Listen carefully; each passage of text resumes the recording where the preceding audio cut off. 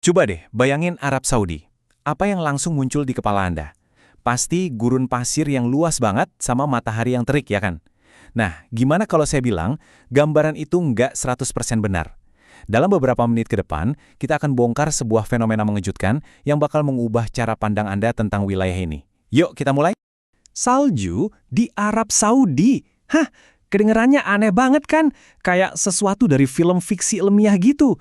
Tapi dengerin ini deh, gimana kalau ini tuh bukan cuma mungkin, tapi emang fenomena yang terjadi secara rutin? Jadi di satu sisi kita punya ekspektasi klasik, panas, pasir, pokoknya gurun banget lah.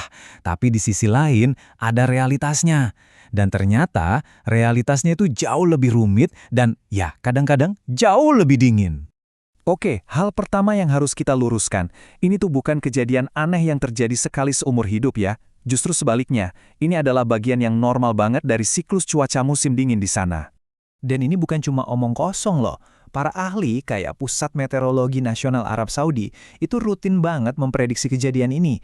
Mereka tuh udah ngawasin terus kapan kondisi yang pas bakal muncul buat mengubah gurun pasir jadi pemandangan musim dingin yang wow, keren banget.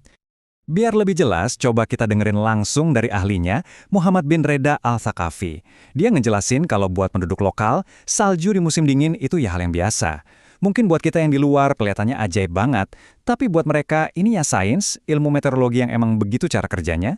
Tentu aja, pertanyaan berikutnya pasti, kok bisa-bisanya sih ada salju di tengah gurun pasir? Gimana ceritanya? Nah, yuk kita bedah sains di baliknya. Jawabannya ternyata datang dari utara, namanya sistem cuaca Mediterania. Coba bayangin aja, ada semacam gelombang raksasa berisi udara dingin dan lembab yang bergerak ke selatan pas musim dingin.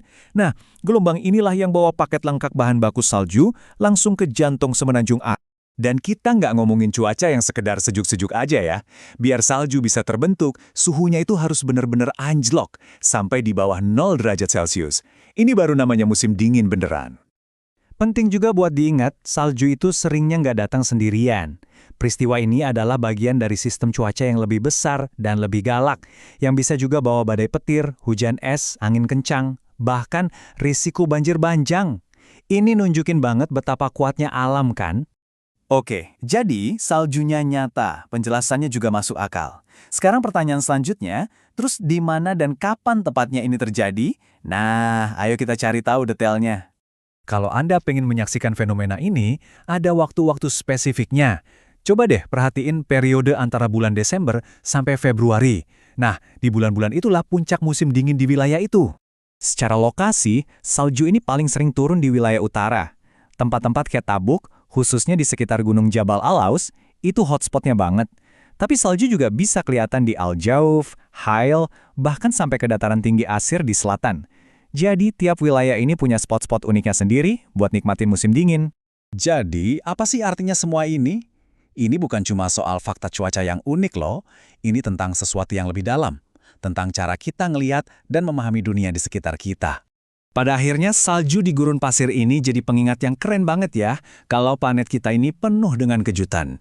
Ini seolah-olah nantangin kita buat gak gampang percaya sama gambaran yang simpel-simpel aja, dan lebih menghargai betapa kompleksnya dunia kita. Dan itu bikin kita mikir kan, kalau asumsi kita soal gurun aja bisa salah besar, kira-kira stereotip apa lagi ya yang mungkin selama ini kita salah pahami? Makasih banyak ya udah nyimak bahasan kita kali ini.